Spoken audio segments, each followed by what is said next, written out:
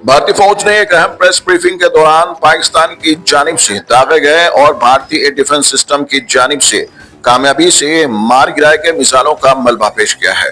इस कार्रवाई के दौरान जिन मिसाइलों को तबाह किया गया, इनमें चीन का बनाया गया air to air missile E-15 भी शामिल है, जिसे दिफाई माहिरीन ने गैर मौसर और फजूल करार दिया है। फौजी तर्जमान के मुताबिक पाकिस्तान ने हालिया कशीदगी के दौरान ये मिसाइल भारतीय हुदूद की जानिब दागे थे, ताहम भारतीय फिजाई दिफाई निज़ाम ने इनका बर वक्त पता लगाते हुए इन्हें फिजा में ही तबाह कर दिया।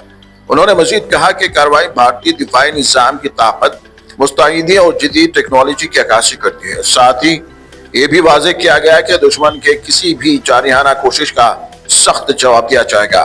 भारतीय फौज की इस कामयाब दखलत ने न सिर्फ भारतीय शहरियों की हिफाजत को यकीनी बनाया, बल्कि इलाकाई इस्तेहकाम के तहफ़्फ़ुज़ के अज़्म को भी ज़ाहिर किया है।